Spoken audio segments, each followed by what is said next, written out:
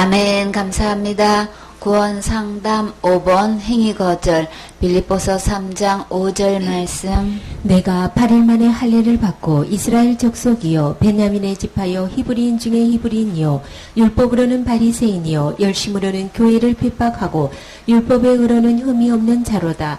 그러나 무엇이든지 내게 유익하던 것을 내가 그리스도를 위하여 다 해로 여길 뿐더러 또한 모든 것을 해로 여김은 내가 내 주 그리스도 예수를 아는 지식이 가장 고상함을 인함이라.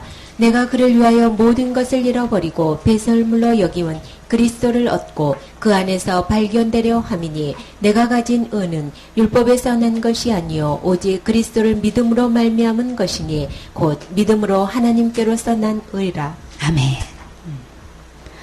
내가 8일 만에 할례를 받고 누구 얘기인가요? 사도 바울의 이야기죠. 지금 바울이 여기서 자기가 내놓는 첫 번째 자랑 중에서 제일 먼저 무엇을 얘기했어요? 할례를 받았다라는 얘기를 언제 받았다는 얘기를 하는 거예요? 태어나서 8일 만에 지금 할례를 받았다라고 지금 이걸 아주 힘줘서 이야기하고 있어요. 그러면 이 바울이 이렇게 나는 8일 만에 할례를 받았다는 것에 대한 이 할례가 어떻게 시작됐는지 한번 잠깐 살펴볼까요? 창세기 17장 1절에 보면 아브라함이 몇 세 때 하나님이 찾아오셨어요? 99세 때 여호와께서 아브라함에게 이제 나타나셔서 이제 하나님 자신을 누구라고 소개하고 계셔요? 전능한 하나님이라. 그래서 너는 내 앞에서 행하여 완전하라. 우리가 사람 앞에서도 완전할 수가 없는데 하나님은 하나님 앞에서 지금 아브라함 보고 완전하라고 지금 요구하고 있어요. 요구하고 계셔요. 그럼 우리는 하나님 말씀대로 완전할 수 있을까요? 완전할 수 있어요. 누가 하시면 나는 할 수 없지만 하나님은 나를 완전케 하실 수 있죠. 하실 수 있으시기 때문에 완전하라고 지금 요구하고 계셔요. 어떻게 하나님 앞에서 하나님께서 나를 완전하게 이렇게 행할 수 있도록 하실 수 있을까요? 주님께서 이렇게 나는 전능한 하나님이시기 때문에 완전하게 하실 수 있지요. 그래서 그 완전한 전능하신 하나님이 이제 아브라함에게 요구하는 게 있었어요. 오늘부터 너와 나 사이에 좀 약속 좀 하자, 언약 좀 하자, 이렇게 하시면서 이 아브라함을 통해서 주님은 어떤 일을 하고 싶어 하셔요? 이 아브라함을 통해서 심히 번성케 하리라 그랬죠. 이 자손을 통해서 이 아브라함을 통해 가지고 심히 많이 낳게 하고 번성케 해서 충만케 하기를 주님은 계획하고 계셔요. 그러면서 이 아브라함을 이렇게 열국의 아비다라고 이렇게 이름을 바꾸어 주시면서 이제 이렇게 이 영원한 언약을 지금 맺고 계시는데 여기서 사레에게는 또 어떤 이름을 주었어요? 사라라고 하면서 열국의 어미가 되게 한다는 이게 이름을 바꾸면서 새로운 삶을 이제 시작하게 하시면서 이것이 너와 나의 영원한 언약인데 근데 이 열국의 아비가 되고 열국의 어미가 되기 위해서 이 영원한 언약을 지금 너와 나 사이에 지금 할 건데 그러면서 아브라함에게 요구하신 것이 뭐였나요? 지금 하나님이 또 아브라함에게 이르시되 그런즉 너와 나의 이렇게 너는 내 언약을 지키고 내 후손도 대대로 지키라 이렇게 하시면서 너희 중 남자는 다 할례를 받으라. 이것이 나와 너희 후손 사이에 지킬 내 언약이라 이렇게 말씀하시는 거예요. 그래서 11절에 너희는 양피를 베어라 라고 말씀하셔요. 나를 통해서 열국의 아비가 되고 열국의 어미가 돼서 이렇게 영원한 언약을 지키는데 제일 먼저 해야 될 것 너희는 양피를 베어야 된다라고 지금 이거 말씀하고 계셔요. 이것이 나와 너희 사이의 언약의 표징이니라. 대대로 남자는 집에서 난 자나 혹 너희 자손이 아니요 이방 사람에게서 돈으로 산 자를 물어하고 난 지 며칠 만에 8일 만에 할례를 받을 것이니라. 이 주님께서 이렇게 이 아브라함을 통해 가지고 자손을 통해서 이렇게 번성하겠다고 약속하시면서 이름을 바꿔줘요, 그렇죠? 이름을 바꿔주시면서 이렇게 할례를 받으러 가면서 베어버리는 이런 작업을 지금 대대적으로 하고 있어요. 아브라함과 아브라함 집에 함께 우거하고 있고 아브라함과 함께 먹고 있는 이 식솔은 누구를 망언하고 다 지금 이 할례를 받으라고 지금 요구하고 계시죠. 이거는 지금 당대뿐만 아니라 대대로 하라는 거예요.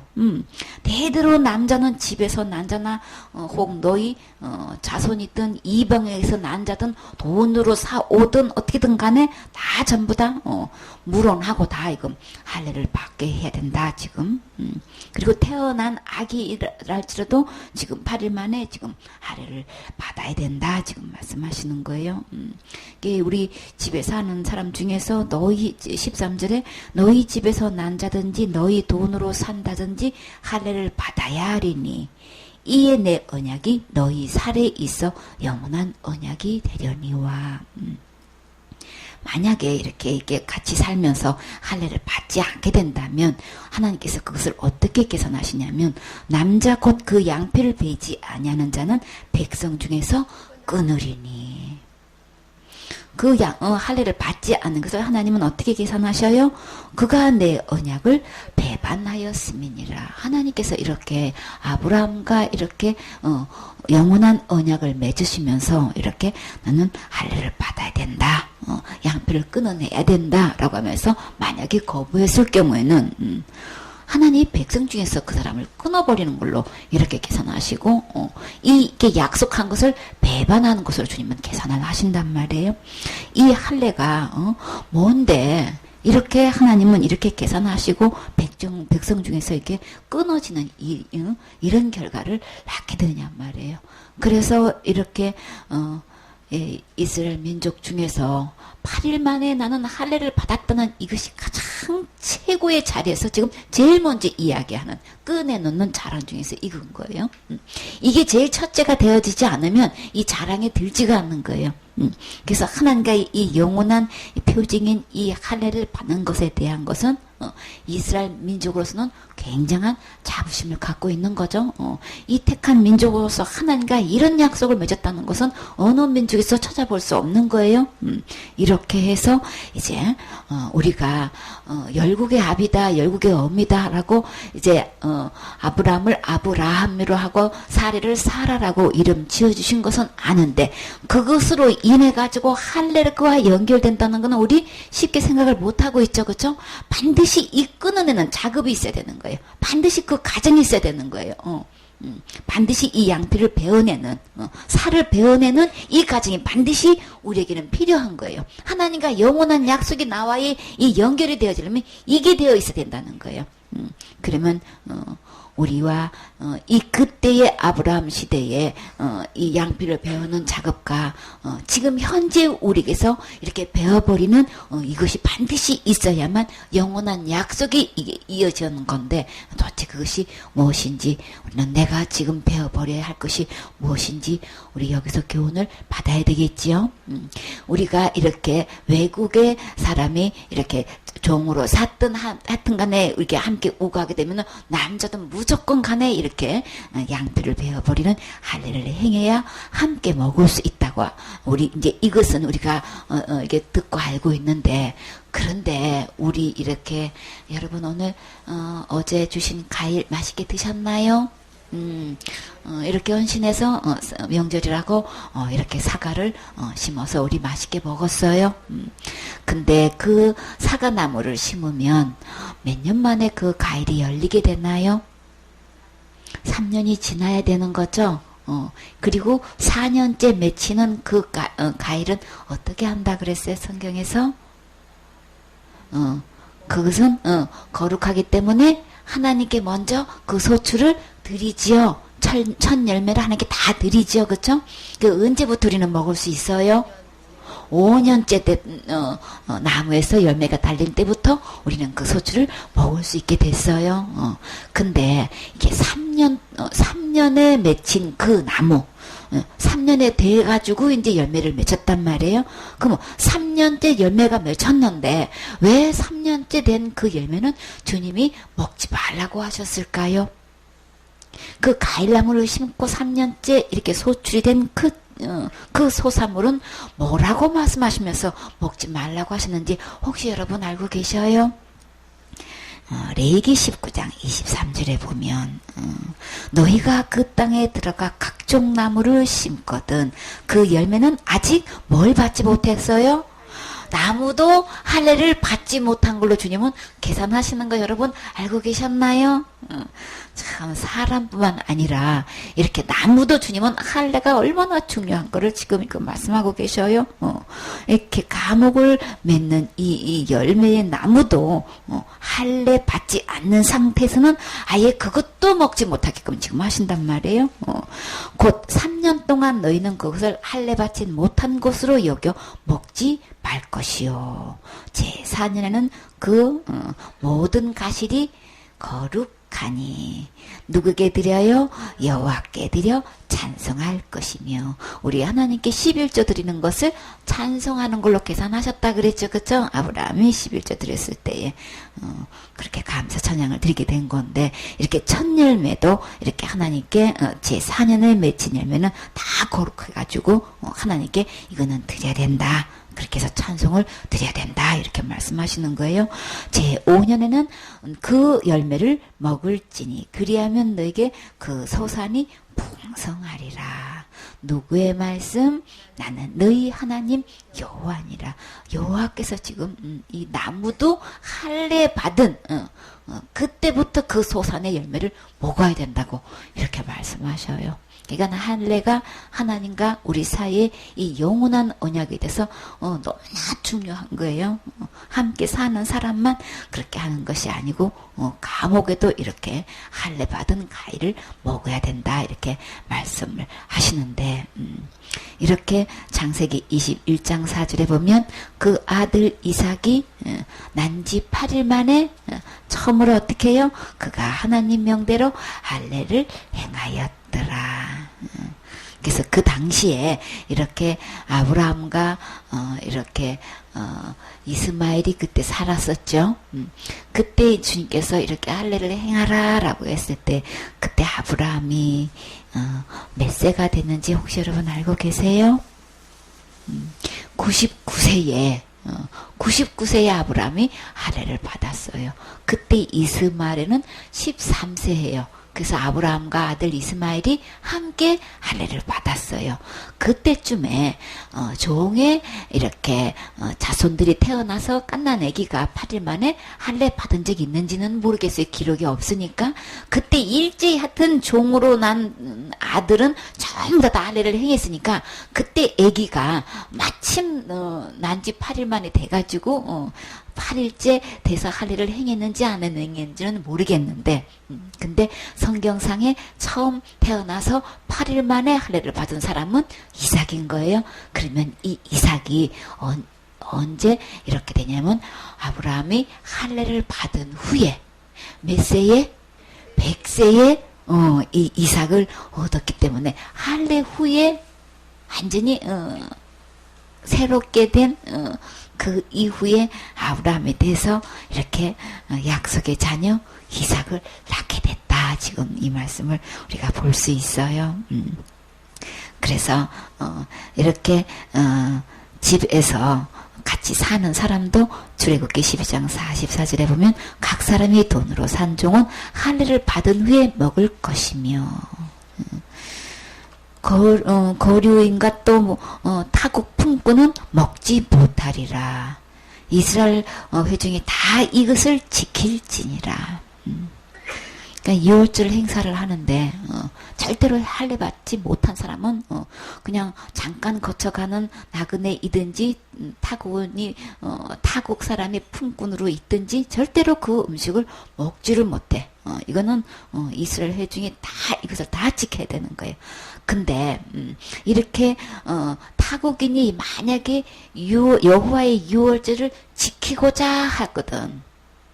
내 개인의 유월절이 있어서 난 이 유월절을 지키고 싶어요. 이런 사람은 이 외국인일 경우에도 타국인일 경우에도 지킬 수가 있어요. 어떻게 하면 지킬 수 있다고 하셨나요? 우리가 잘 우리 이게 인식 안 되어 있죠?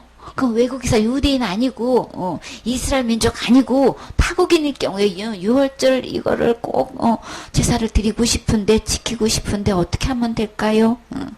할례를 받으면 그 6월절을 지킬 수 있고 6월절 행사에 있었던 그 음식을 먹을 수 있는 거예요. 6월절 양을 들여서 그 제사 음식을 먹을 수 있는 거예요. 그러니까는 다른 사람은 절대 할례 받지 못했으면 절대 이거 종도 이거 못 먹어요. 이거 아주 엄격하게 구분되어 있는 거예요. 그래서 너희가 그 땅에 들어가 각종 감옥을 심고던 그 열매는 아직 할례 받지 못한 것으로 여기되 곧 3년 동안 너희는 그것을 할례 받지 못한 것으로 여겨 먹지 말 것이요. 그래서 신명기 10장 16절에 보면 우리가 이렇게 양피를 베어서 우리가 남자였던 이렇게 할례를 받을 수 있는데 그러면 진짜 이 할례를 통해서 우리 주님께서는 우리에게 어떤 교훈을 주시고 싶어 하시는 거예요? 그러므로 너희는 마음의 할례를 행하고 다시는 목을 곧게 하지 말라. 우리 주님은 진짜 양피를 베는 것은 베어버려야 되는데 실질적으로 우리는 주님께서 우리에게 이 할례를 통해서 주시는 교훈은 어떤 교훈을 원하시는 거예요? 이 할례는 어디에 해야 된다는 거예요? 마음에 해야 된다는 거예요. 마음을 베어버리는 이 마음의 할례를 해가지고 하나님과의 영원한 언약을 맺기를 원하시는 거예요. 마음의 할례를 하지 않는 것은 주님은 어떤 상태라고 지금 말씀하셨어요?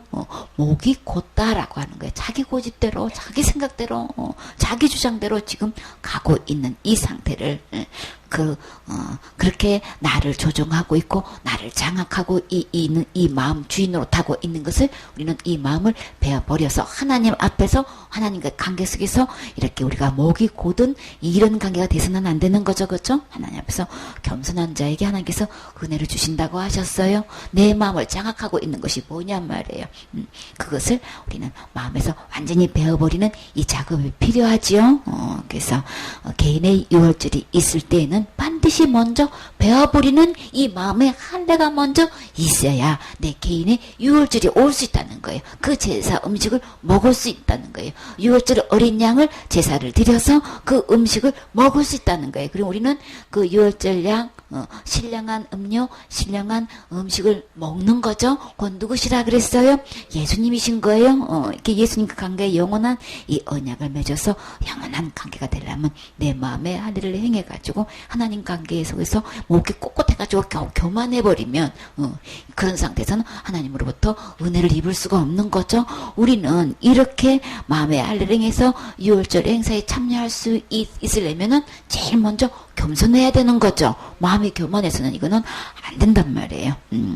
그래서 반드시 우리는 이렇게 마음의 할례를 행해야 되는데 신명기 30장 6절에 보면 내 하나님 여호와께서 내 마음과 내 자손의 마음에 할례를 베푸사 너로 마음을 다하며 성품을 다하여 내 하나님 여호와를 사랑하게 하사 너로 생명을 얻게 하실 것이며 그러니까 누구를 막론하고 내 마음과 내 자손의 마음에 제일 먼저 할례를 베풀어서 그 할례를 받은 상태에서 내 마음과 성품과 온 힘을 다해서 하나님을 사랑할 수 있는 관계가 돼야 되는 거죠.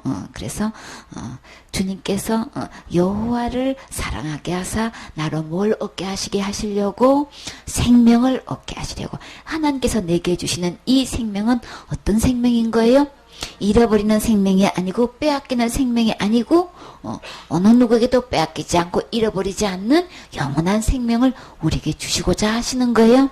그러려면 반드시 내 마음에 할례가 필요해요. 먼저 이 할례가 있은 이후로 우리가 진짜 마음과 성품과 힘과 뜻을 다해서 주님을 사랑하는 관계가 돼서 하나님으로부터 오는 이 새 생명 우리 받아야 되는 거죠. 절대로 빼앗기지 않는 이 영원한 생명 우리 하나님부터 받아야 되는 거죠. 이렇게 해서 예레미야 4장 4절에 유다인과 예루살렘 거민들아 너희는 스스로 할례를 행하여 너희 마음 가죽을 베라 그러셨어요. 마음의 할례를 행한다고 하셨죠? 마음의 할례를 행하는 게 뭐야? 마음 가죽을 베어버리라는 거예요. 내 마음을 이렇게 내 목을 곧게 하고 내 마음을 교만케 하고 있는 이 교만이 근본이 어디서 오는 거예요? 내 마음에 이 악한 주인이 나를 이렇게 교만케 해가지고 하나님 말씀을 순종하지 못하게 하고 하나님 말씀에 아멘하지 못하게끔 하고 있는 그 세력, 그것을 마음 가죽을 베어버리라. 그래서 누구한테 속하라고 하는 거예요? 내가 목이 곧은 상태는 하나님께 속한 게 아닌 거예요. 그래서 이 마음의 가죽을 베어버리고 누구한테 속하라고?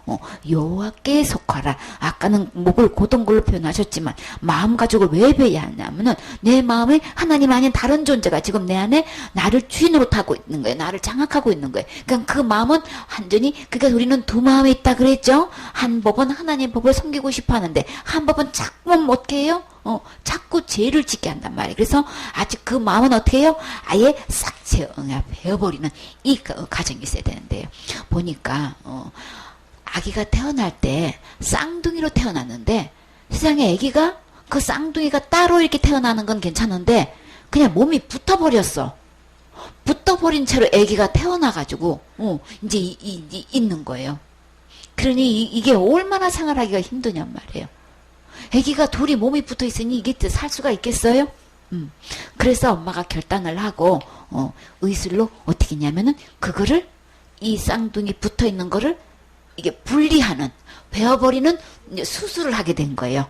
그래서 떼어내자마자 이 떨어져, 그러니까 완전히 하나는 거의 다 기형인 거예요.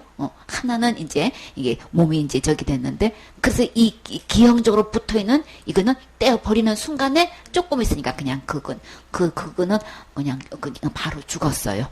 그래서 이 몸체를 다시금 이제 그냥 대수술을 해가지고 박사 의사들이 그냥 땡 눌러가지고 그 아이를 살리려고 이 분리하는 수술을 하는 과정을 잠깐 본 적이 있는데 그 아이가 수술을 성공을 해가지고 아이가 살았어요.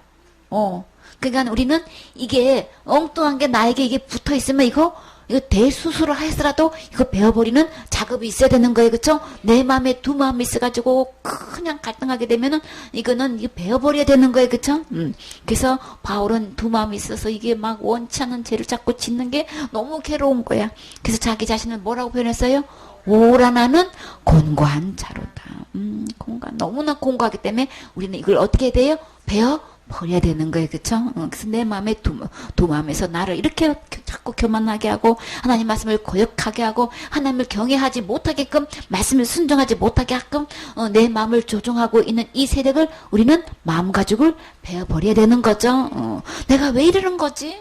나 이러고 싶지 않는데 왜 자꾸 이렇게 되는 거지? 막 이렇게 갈등이 되고 괴롭단 말이에요. 그럼 우리는 과감히 베어버려야 되는 거예요. 그래서 나 여호와께 속하라. 하나님께 속하려면 마음 가죽을 베어버리는 작업을 해야 되는데 만약에 그렇지 아니하면 너희 행악을 인하여 나의 분노가 불같이 발하여 사르리니 그것을 끌 자가 없으리라. 그대로 그것을 분리해서 베어버리지를 않으면 그것이 나를 온통 사로잡아가지고 그냥 나를 장악하기 때문에 그 상태로 하나님께서 그냥 내버두신다고 하셨어요. 하나님의 분노가 불같이 노를 발해서 완전히 주님이 그거 다 살라버리면 다 어떻게 나만 할 거 있어요? 건질 거 하나도 없죠. 그렇기 때문에 우리는 빨리 귀해 주셨을 때에 내 마음 가죽을 베고 빨리 하나님 말씀에 이 속하는 이거 대수술이 필요해요.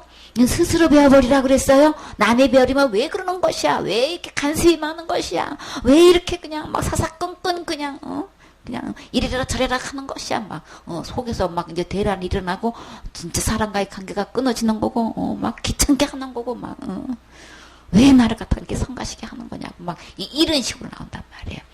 사랑해서 그렇게 도와주려고 해도 지금 본인이 막 그렇게 거부를 한단 말이에요. 그래서 주님은 어떻게 해요? 그거 스스로 베어버려야 되는 거예요. 스스로 할례를 마음 가죽을 베는 것을 주님은 스스로 할례를 행해라 그랬어요.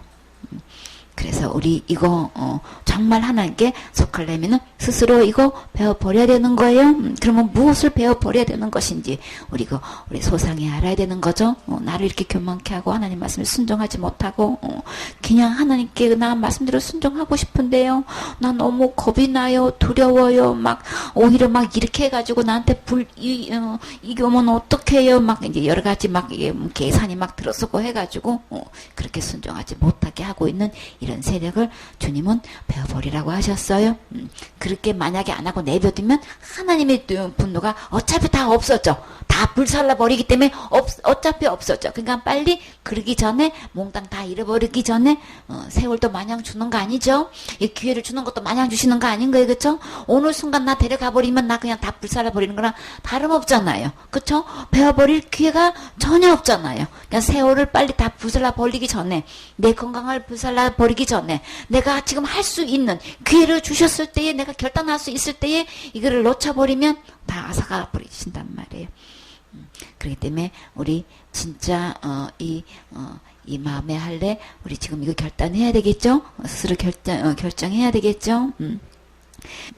바울이 이스라엘의 족속이요 베냐민의 지파요 히브리인 중에 히브리인이요 이렇게 거기서 자기 자랑을 이렇게 내놓았어요. 그럼 이건 곧 무슨 뜻일까요? 야곱이 어떻게 해서 이스라엘이 됐어요? 하나님을 독대하고 다 내려놓는 가정에서 무엇을 못 내려놨어요? 자기를 내려놓지 못했지요. 그래서 이 하나님과 독대하고 자기를 내려놓는 순간에 그 이름이 무엇으로 바뀌었어요? 이스라엘로 새 이름을 주셨지요. 이렇게 해서 우리는 나는 이스라엘의 족속이다. 이렇게 베냐민의 지파다 그랬어요. 이렇게 히브리인 중에 히브리인 중에서 이 히브리의 뜻이 곧 뭘까요? 건너오다 그런 뜻인 거예요. 아브라함이 메소포타미아에서 이제 유브레 강을 이렇게 건너와가지고 가나안 땅에 있었을 때에 그곳에 있는 사람들이 아브라함을 보고 그렇게 이야기한 거예요. 강을 건너온 사람이다라고 해가지고 유대인이다라는 말을 처음으로 이렇게 부르게 된 거예요. 그 성경에 보면 이 히브리인이다라고 하는 얘기는 이제 이 장면에 창세기 14장 1절에 이제 11절에 보면은 어떤 장면이 있냐면은 왜 그 롯이 소돔에서 전쟁에 네 왕이 쳐들어와가지고 소돔과 고모라에 있는 걸 다 약탈해 갈 때에 누구도 잡혀갔어요? 롯도 다 포로로 다 잡혀갔었죠, 그쵸? 그 중에 하나가 도망쳐 나와가지고 누구한테 왔어요? 아브라함한테 왔을 때에 도망한 자가 와서 이 아브라함을 어떻게 소개했냐 하면은 히브리 사람 아브라함에게 고하니 그러면서 이 히브리 사람이라는 것을 아브라함에게 처음으로 이렇게 붙인 이름인 거예요. 그래서 이제 그 소식을 듣고 이제 아브라함이 자기가 길리운 용사를 데리고 가서 이제 롯을 다 찾아왔지요. 그 빼앗긴 모든 재물도 찾아왔을 때 그때 이 아브라함을 히브리 사람이다 이렇게 아브라함을 그렇게 이야기해요. 또 성경에 보면은 요셉을 갖다가 그냥 그 누구 아내예요? 보디발의 아내가 자기가 그렇게 꾸며놓고 요셉이 도망가니까 하인들한테 이 요셉을 뭐라고 하냐면은 우리 주인이 말이야 히브리 사람을 데려와가지고 이렇게 우리를 희롱코자 한다 이렇게 하면서 요셉을 갖다가 히브리 사람으로 이렇게 소개를 해요. 이렇게 해가지고 또 우리 신약에 와서는 이제 구제하는 부분에 대해서 헬라파 가부들과 또 누구? 히브리파에 속하는 그 가부들과의 구제가 막 이게 또 막 문제가 되니까 말이 잘 통하는 사람들은 이 구제가 이제 잘 이렇게 보급이 되는데 말이 안 통하는 사람들에게는 이게 잘 배급이 안 됐나 봐. 그래가지고 또 한동안 또 그게 말씀이 된 적이 있지요. 이렇게 해서 우리에게 히브리라는 이제 말이 이제 오게 됐는데 여기서 보면은 이 자랑 중에서 바울이 지금 나는 히브리인 중에 히브리인이요 지금 이렇게 지금 그것을 자랑해 놓고 있단 말이에요.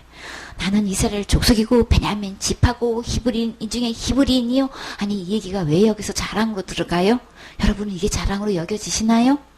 이스라엘 민족 중에서는 이게 엄청난 자랑거리야. 그게 곧 뭘 얘기하는 거예요? 나는 순수한 유대인 혈통을 이어받아 오래 전통의 가문으로 태어난 자다 이거예요. 이방의 민족이 아니라는 거예요. 아주 순수 혈통 오래전부터 그냥 막 아브라함의 하나님, 이삭의 하나님, 야곱의 하나님 그 이후에 이어지는 그 후손의 베냐민 지파요 하는 것은 아주 막 순수 혈통이 아주 그냥 유대인 혈통 중에서 가장 오래된 가문의 전통을 에서 나는 태어난 몸입니다. 지금 이거 이야기하는 거예요. 로마 시민권을 가진 사람은 그 천부장에 뭐 주고 샀다 그랬어요? 돈 주고 그거 샀다 그랬죠? 나는 태어날 때부터 이게 그냥 시민권 받았다고 뭐 그렇게 이야기했잖아요. 그게 굉장한 그 시대에 이 이스라엘 백성 중에서는 이게 굉장한 이 가문의 혈통에서 태어났다는 것에 대해서는 굉장하게 자랑거리고 자부심이고 알아줄 만한 이 명목 중에 하나인 거예요. 그리고 또 하나 율법으로서는 바리새인 중에 바리새인이요. 지금 이 얘기했죠. 이거는 유대계 모든 율법과 그 간섭을 가장 엄격하게 요구하고 철저히 이게 지키게 하는 파 중에서 어떤 파가? 바리새파가 가장 강력한 거예요. 그래가지고 이 자기는 그 바리새파 세인에 속한 자라는 거예요. 그러니까 엄격하게 이렇게 막 철저히 율법을 지키는 그런 파에 내가 회원 중에 내가 한 사람이기 때문에 이 율법의 의로는 내가 흠잡을 데가 없는 막 진짜 유대인 중에 유대인으로서의 이 자부심이 굉장한 거예요. 그러니까 그 내 눈은 중에 8일 만에 할례 받았다는 거 하면서 전통적인 가문에 태어났으며 나는 그 많은 것 파 중에서 그 세대에도 이렇게 파가 여러 파가 있는 중에서 가장 이렇게 알려주고 그냥 되게 내세울 만한 자랑 중에서 이 바리새파 하면은 다 이렇게 존중의 여김을 받을 수 있는 그런 나는 그런 가문에서 그런 파에서 나는 이게 엄격하게 그것도 어려서부터 이렇게 자라왔다고 지금 이야기하고 있는 거예요. 그러니까 이렇게 바울이 이렇게 내놓는 이 모든 것은 그 시대에서 굉장히 알아주는 거예요. 지금 우리 한국에서 만약에 이렇게 학문적으로 알아줄 수 있는 것 나는 케이스 마크요. 지금 이렇게 하면은 우리 다 알아주잖아요. 그렇죠? 서울대학교에 가지고 아주 그냥 나는 법대생이에요. 그러면 그러십니까? 막 이렇게 우리가 학문적으로 이렇게 알아주듯이 그때 유대인 민족에서는 이게 바리새파 중에 나는 어렸을 때부터 이 엄격한 이 교육을 받아왔다. 그래서 나는 막 율법으로는 흠이 없는 자다. 막 나무랄 데가 그 어느 누구 앞에서 나는 흠잡을 데가 없는 사람이다라는 것을 이렇게 내놓는단 말이에요. 이런 바울이 또 열심으로는 또 어떻게까지 했어요? 교회를 핍박해가지고 어디까지 나갔어요? 외국에까지 뭐 싸들고 도시락 싸들고 완전히 대군을 이끌고 가가지고 그냥 교회를 핍박한 일에 제일 앞장서가지고 어떤 마음을 품고 갔어요? 살기가 등등해가지고 완전히 모조리 그냥 막 이거는 마치 씨를 말리겠다 아주 잔멸할세 막 이렇게 해가지고 그런 마음으로 가다가 참 이런 열심이 없잖아요. 그렇죠? 아무리 유대 내에서 이스라엘 내에서 이것을 막 반대하고 핍박하고 해서도 외국에까지 나아가가지고 사람을 이끌고 가가지고 그들을 잔멸하려고 하는 사람은 없잖아요. 그렇죠? 그 정도로 열심으로 봐서도 나는 절대로 이거는 뒤치지 않는 이런 내가 열심을 갖고 있을 뿐만 아니라 율법으로나 열심으로나 나는 어느 누구 앞에서도 뒤지지 않는 자다. 그렇게 해서 그 유대인 앞에서 이방인 앞에서 바울이 내놓은 이 모든 자랑거리가 그냥 뭐 한마디로 뒤집어져요? 역전될 수 있어요? 그러나 한마디로 이 모든 것은 이것과 완전히 역전되는 거 볼 수 있어요. 무엇이든지 내게 유익하던 것을 내가 그리스도를 위하여 어떻게 여겼어요? 해로 여길 뿐더러 어떻게 해를 여겼다 그랬어요? 다 해로 여길 뿐더러 내가 어떤 자랑을 해왔든지 내가 어떤 가문으로 태어났든지 내가 어떤 엄한 교육을 받아왔든지 간에 내가 열심으로든 율법의 의로는 흠이 있든 없든 이 모든 것이, 그러나 한마디로 모든 것을 다 해로 여긴다는 거예요. 여러분이 내가 진짜 이걸 갖고 있는 것 중에서 정말 유익하다 생각하는 것, 여러분은 어떤 거 갖고 있으신가요? 여러분이 정말 나는 이런 거 갖고 있습니다라고 이 자랑해 볼만한 것 어떤 것이 있어요? 만약에 내가 갖고 있는 이 그냥 유명한 것 중에서 정말 유익한 것 중에서 어느 누구도 전 세계적으로 알려지는 이런 내가 박사 학위증을 갖고 있다면은 이거는 대한민국에서뿐만 아니라 세계적으로 이거는 알아주는 그런 학위증을 갖고 있다면 우리한테 유익한가요? 해로운가요? 우리는 유익하죠. 없는 것보다도 있는 게 더 유익하지요. 그리고 여러분은 어떤 집에서 살고 계십니까? 지금 아주 최고 그냥 높은 아주 최고급 아파트에서 그냥 최고 넓은 그런 데서 살고 있는 것과 그렇지 않은 것과 어떤 게 유익하다고 생각하세요? 근데 살고 있으면 좋겠지요. 누구보다도 알아줄 수 있죠. 그런 데서 살고 계십니까? 이런다. 그건 다 우리에게 갖고 있는 거 다 유익하다고 우리는 생각하고 있죠. 그리고 여러분은 오실 때 뭐 타고 오셨어요? 기차 타고 오셨어요? 버스 타고 오셨어요?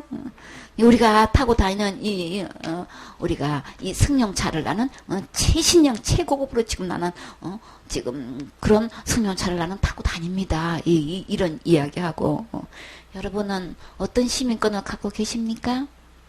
대한민국 시민권 갖고 계십니까? 외국 유학생들이 와서 대한민국 시민권 갖고 있는 게 그렇게 부러울 수가 없대요. 단 하루라도 한국에서 사는 게 그렇게 부럽대요. 여러분 그거 전혀 실감 하나도 안 나죠? 단 하루라도 한국에 살 수 있는 게 그렇게 행복하대요. 우리 청년들은 다 어디 가서 살고 싶어 해? 미국에서 한번 유학을 가봤으면 얼마나 좋을까? 호주라는 데 한번 가봤으면 얼마나 좋을까? 이게 꿈인데, 정작 한국에 온 유학생들은 한국에서 하루도 더 살 수 있는 게 그게 꿈이래. 그게 소망이래. 그렇게 이게 여기서 한국에 사는 게 그렇게 좋대요. 그러니까 이 시민권을 갖고 있는 것과 갖고 있지 않은 사람과의 차이가, 이 어떤 게 더 유익하냔 말이에요. 여러분은 얼마만큼 재산을 갖고 계십니까? 통장에 얼마나 되어 있으십니까? 마이너스 통장이에요? 마이너스 통장하고, 막 몇천억을 갖고 있는 사람하고, 어떤 게 더 유익해요? 많이 있으면 더 좋겠지요? 여러분의 통장에 이제 조 단위로 갖고 있다면? 좋겠지요? 그러면 그걸로 뭘 위해서 쓰시겠어요? 조화복음을 위해서 쓰시겠어요? 쓸 수 있으시겠어요? 그래요. 있으면 다 유익해요. 그쵸? 그리고, 건강에 있는 것과 건강에 없는 것과 어떤 게 더 유익해요? 어떤 게 좋겠어요? 내가 두 발로 뛰어다니는 수 있는 것과 내가 목발을 짚어야만 되는 것과 어떤 게 더 좋겠어요? 어떤 게 더 유익하겠어요? 안 짚어본 사람은 몰라. 그치? 누가 뭐래도 건강할 때가 유익해요. 그쵸? 근데 내가 가장 유익하게 여기는 것 우리는 어떤 종목을 다 쫙 내놓는다 할지라도 바울은 내가 가지고 있는 모든 유익한 것을 전부 다 해로 여겼다 그러는 거예요. 아니 왜 그걸 해로 여겨요? 그것도 어느 일부 품목만 해로 여긴 게 아니고 지금 어떻게 여겼다는 거예요? 다 해로 여겼다는 거예요. 어쩌자고 그걸 갖다가 다 지금 해로 여겨? 그 해로 여길 뿐더러 다 어떻게 했다는 거예요? 또한 모든 것을 해로 여기면 내 주 그리스도 예수를 아는 지식이 가장 고상함이라. 예수님을 만난 이후로 내가 가진 것 중에서 유익했던 것 중에 단 한 개도 빼놓지 않고 모든 것을 다 해로 여길 수 밖에 없었다는 거예요. 그러면 이 만난 이 예수님이 어떤 분이시길래 내가 가지고 있던 이 내게 있는 모든 유익한 것을 이렇게 다 해로 여길 수 있었을까요? 그럼 도대체 예수님이 어떤 분이시길래 예수님을 이 바울은 지금 어떻게 소개하고 있어요? 내 주 그리스도 예수를 아는 지식이라 그랬어요. 여러분은 예수님에 대해서 얼마만큼 어떻게 알고 계셔요? 바울이 이 예수님에 대해서 알고 난 이후로 이 예수님을 어떻게 표현했어요? 가장 고상하다 이렇게. 예수님을 아는 지식이 이 세상에 그 어떤 것보다도 내가 갖고 있는 그 어떤 가문의 전통보다도 내가 갖고 있는 어떤 파에 소속됐고 내가 어떻게 교육을 받아왔고 내가 어떤 학위를 갖고 있는 이 모든 것 중에서 하나를 빼놓지 않고 다 해로 여길 수 있는 것은 예수님을 안 이룬 이걸 다 해로 여길 수 있었다는 거예요. 도대체 어떤 예수님이시길래 이렇게 바울은 가장 고상하다 이렇게 한마디로 표현을 했어요. 그러면 가장 이 고상하다는 것은 어떤 뜻을 갖고 있는 거예요? 품이나 몸가짐이 아주 어떤 것보다도 훌륭하다는 거예요. 고매하고 아주 우아하고 고결하다는 뜻을 갖고 있는 거예요. 그럼 고매하다는 건 뭐예요? 인격이나 품성이나 학식과 재질 따위가 아주 높다는 거예요. 아주 빼어나다는 거예요. 그래서 그냥 굉장히 높은 걸 이야기하는 건데 우아하다. 우리 좋은 표현할 때 참 품 있고 우아하시네요. 이렇게 표현하잖아요. 그 아주 고상하고 기품이 있고 아주 아름답고 멋있는 상태를 지금 우아하다 이렇게 표현하는 거예요. 이게 고결하다라고 하면은 성품이 아주 고상하고 순결할 때에 이렇게 표현해요. 그러면은 이게 성스럽다라고 할 때에 이렇게 고결하다 이렇게 하는데 그 고상하다 하는 이 표현 속에는 이렇게 고매하고 우아하고 이렇게 고결하는 것이 다 포함되어 있는 거예요. 예수님에 대한 이 표현을 이렇게 바울은 고상하신 분이다 이렇게 표현하면은 진짜 가장 높으신 분 중에서 빼어나게 높으신 분 맞나요? 정말 고상하고 그 기품이나 그 품성이 정말로 정말 아름다우신 분 맞나요? 예수님처럼 순결하신 분 있으세요? 예수님처럼 만큼 성스러운 분 있으세요? 이 바울이 예수님을 안 이후로부터 내가 가진 세상에서 내놓을 만한 어떤 자랑거리라도 예수님 앞에서는 자기는 전부 다 그냥 해로 여길 수밖에 없는 이 가장 고상한 예수님을 만났대요. 그래서 그것을 해로 여길 뿐더러 내가 그를 위하여 모든 것을 어떻게 한다 그랬어요? 이걸 해로 여길 뿐더러 이걸 다 잃어버린다는 거예요. 이거 다 그냥 다 잃어버리고 이걸 잃어버리는 정도가 아니고 지금 뭐로 여기신다 그랬어요? 배설물로 여기면 예수님이 얼마나 고상한지 이 예수님을 안 이후로부터 이거를 해로 여기고 다 잃어버리고 다 배설물로 여기는 것은 무엇을 얻고자 지금 이렇게 이런 베어버리는 작업을 지금 하고 있는 거예요? 지금은 아까는 할례를 받아야 된다 그랬어요. 그렇죠? 마음 가죽을 베어버려야 된다 그랬어요. 지금 바울이 지금 마음 가죽을 베어버리는 지금 작업을 하고 있다고요. 내가 갖고 있는 이 모든 것 유익되고 생각했던 이 모든 것을 지금 다 해로 여기고 지금 다 베어버리는 과정을 지금 작업을 하고 있단 말이에요. 해로 여길 정도로 이거 다 잃어버리고 다 없애버려. 없앨 분들은 완전히 전부 다 전적으로 완전히 배설물로 여기는 지금 작업을 지금 다 끊어버리는 내는 베어버리는 과정을 지금 하고 있는 거예요. 만약에 그렇게 하지 않는다면 왜 이렇게 가장 고상한 예수님을 만나서 이런 작업을 바울은 이게 해야 했냔 말이에요. 왜 그런 거예요? 이거 어디에 있는 거예요? 그렇게 하지 않는다면 그리스도를 얻을 수가 없는 거예요. 내가 진짜 가장 고상한 이 예수님을 내가 얻으려면 내가 갖고 있는 내가 그렇게 유익하게 생각했던 붙잡고 있는 이거만 절대만 이것만 하면 안 돼 했던 이 어떤 걸 할지라도 다 해로 여기고 다 잃어버리고 배설물로 베어버리는 이거 있어야 되는 거예요. 내게 내 마음에 차지하고 있는 그 예수님 외에 그 어떤 것이 있다면 이거 베어버리는 작업을 해야 된단 말이에요. 그러지 않으면 절대로 그리스도를 얻을 수 없어요. 내가 그 안에서 발견되려 합니다. 예수님에서 나를 발견하려면 내 안에 예수님이 계시게 하려면 반드시 이 작업을 해야 된다는 거예요. 내가 가진 의는 율법에서 난 것이 아니요 오직 그리스도를 믿음으로 말미암은 것이니 곧 믿음으로 하나님께로서 난 의라.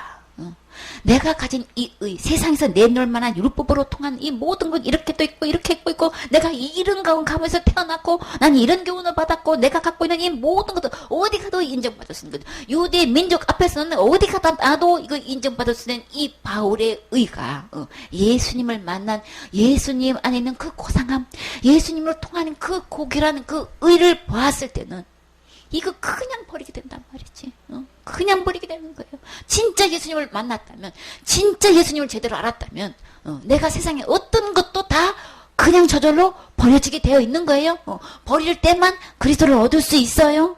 이렇게 가지고 내가 이 예수 그리스도를 말미암아서 이 하나님부터 난 이 의를 받을 때면 내가 가진 이 의 다 베어버리세요. 하나님은 우리의 의를 요구하지 않아요. 하나님의 요구가 뭐냐면 행위 거절인 거예요. 그쵸? 우리에게서 갖고 있는 내 의 갖고 있는 이 모든 것 다 주님은 거절하셔요. 하나님의 의가 비교했을 때는 이거는 비교가 안 되는 거야. 그 갖고는 절대로 어디 갈 수가 없어요. 하늘나라 갈 수가 없는 거예요. 우리 인간끼리는 그것이 얼마나 자랑 그리고 어디 가도 인정받고 어디 가도 대우받을 수 있지만 먹고 평생 동안 살아도 부족함이 없는 모든 것 갖고 있을지라도 그거 갖고는 하늘나라 갈 수가 없어요. 그러니까 내가 진짜 하늘나라 가려면 정말 예수 그리스도를 아는 이 예수님을 진짜 우리가 바르게 알았다면 세상에 가지고 있는 이 모든 의 다 베어버리세요. 주님 이거 다 거절하셔요. 그래서 거절할 때 베어버릴 때 우리 주님은 뭐를 주셔요? 하나님께서 주시는 하나님의 의, 하늘에서 오신 율법 외에 다른 의가 나타나서 우리에게 오셨다고 하셨죠. 그래서 하나님께서 주시는 이 의를 받으려면 그 의는 누가 안에 있어요? 예수님 안에 있단 말이에요. 가장 성스럽고 고결하고 순결한 것은 예수님 안에 있단 말이에요.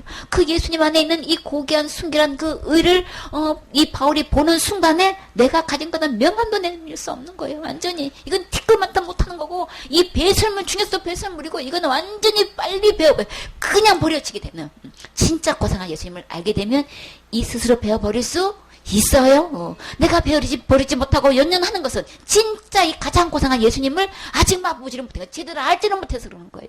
거기 질질 끌려가고 거기 좌우에 흔들리고 지금 갈등하고 있는 것은 이 가장 고상한 이 바울이 만난 예수님을 만나지 못해서 지금 그러는 거예요.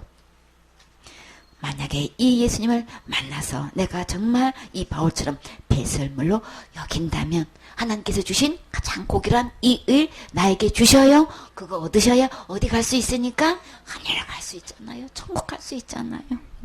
진짜 자랑은 하늘나라 가는 거죠. 진짜 유명한 거는 하늘나라 가는 거잖아요. 진짜 인정받는 건 하늘나라 가고 봐야 되는 거잖아요. 진짜 시민권은 어떤 시민권?